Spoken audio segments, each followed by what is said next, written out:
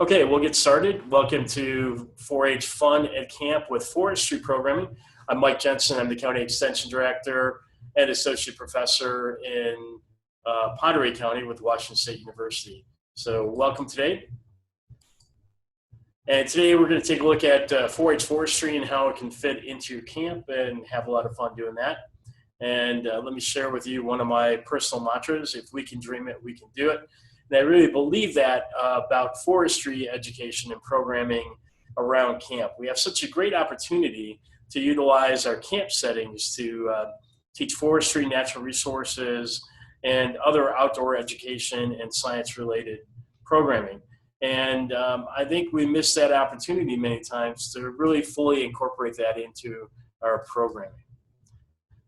As always, we want to pay tribute to our federal partner, U.S. Department of Agriculture, and our commitment to civil rights and making sure that our programs are open to everyone. And we appreciate that partnership on the national level, the state level, and then on the county level. Forestry is pretty important in Washington. I hope you agree. So we look at over 100,000 jobs are created annually, which generates about $5.2 billion in wages from forestry throughout the state. And forestry is the third largest manufacturing industry in the state of Washington. And thousands of people rely on working in the forest, and then the other industries that utilize forest products across the state and across the country. So a working forest means that it actually is producing products that then go in and make our economy viable. And this has been pretty much the historic relationship of forestry throughout the state of Washington. And many towns, I know here in Ponderay County, that many of the towns were actually created by the sites where working forests were either milled or deposited into the river drives. And so our history and our economy has been based on forest products for a very long time, and especially throughout the entire Pacific Northwest. If you want more information about the economic impact of forestry on your community, you can go to the data.workingforest.org website and find out more information. And this is good information to have counselors or teams look at and then provide that information as part of your local forestry programming at camp. So how are you taking advantage of the outdoor laboratory that you have that's camp? How do you incorporate these kind of topics into your programming? So natural resources, forestry, forest fire, especially with the history of fire that we've had in the last few years and the prediction for a moderate fire season this year in 2017. Wildlife management, water resources, and then the algaes. So how do you incorporate limnology, ecology, biology, microbiology, marine biology, or entomology into your camp programs on a daily basis? If you think about that, you think about some of the resource folks that you have either working within your extension office or within agency offices that serve your area. There's a number of professionals who love to get out and spend time with young people and to share their expertise, as well as being able to use tools like Zoom to bring in experts to talk with your folks at camp if that's available. There's also a number of pre-programmed curricula and activity that you can easily incorporate, and we'll talk about some of those. So we have a great opportunity at camp to create sparks, and we can do that in a number of different ways. One is with careers and role models, and bringing in the agency folks to share their expertise, to talk about their careers. We also have the opportunity to connect with mentors and create those mentoring or expand those mentoring relationships through the camp setting. And then connecting with just general professionals in the community through some of the county, state, and then federal agencies. And then the BRTs. Everyone didn't know what a BRT is. It's the big red truck. So that's involving the fire resources, whether it be local fire departments or agency departments, and inviting them to camp. And it does a couple things.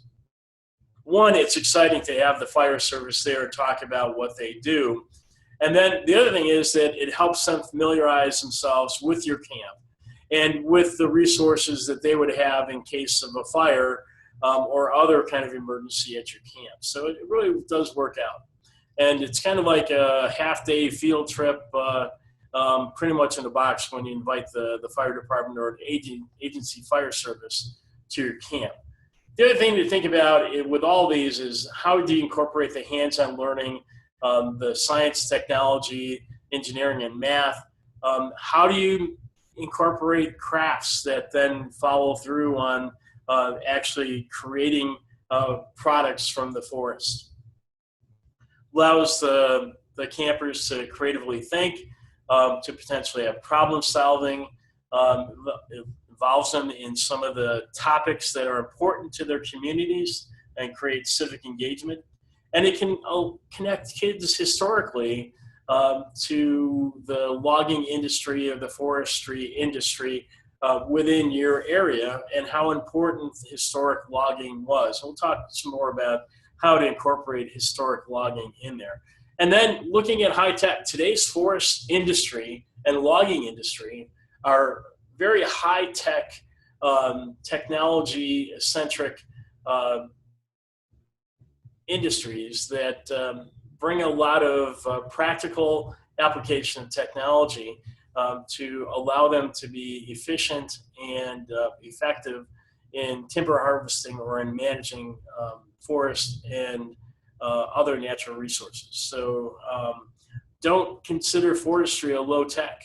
It actually has a lot of high tech behind it. So what are some of the ideas that you have for incorporating forestry and natural resources into your camp program?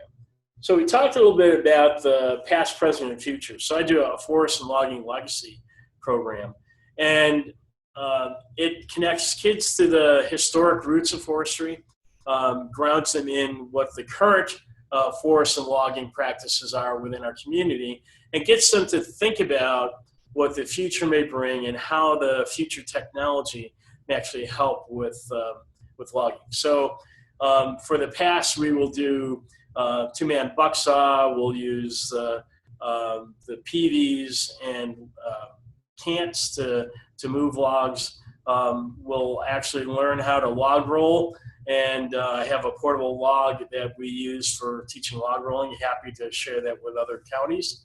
And then for the future, we get campers thinking about logging from the perspective in the future and how drones or unmanned surveillance craft might be used to do some of those tasks that we do in forestry, including forest firefighting, and really get them thinking about current technologies and how they might improve or make forest and logging more effective in the future.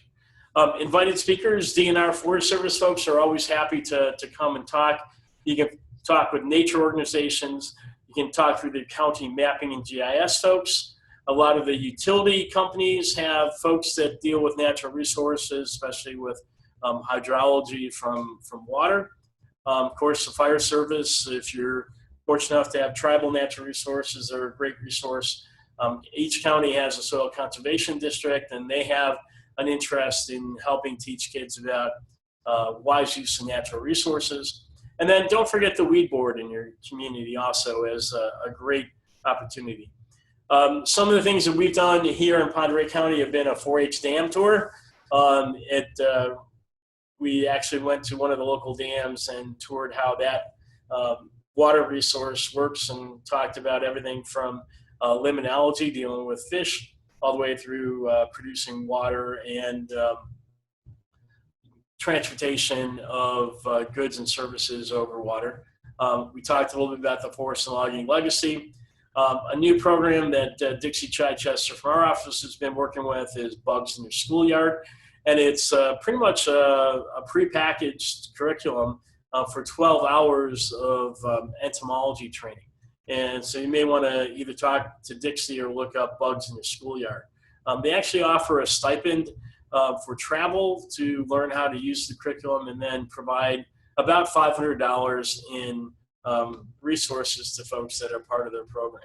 And then log rolling and other historic hands-on activities. And again, let us know if that's something you have an interest in.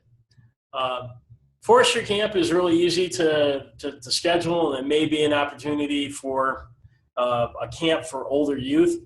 And there's a pretty good sample schedule from the Forestry and Wildlife Conservation Camp from Ohio 4-H that breaks up groups into leaf groups and offers a pretty extensive program in forestry. In the photo, you actually see some campers that are using Biltmore sticks and would actually be doing some forest measurement, and then that could translate into wood product utilization and a whole number of activities.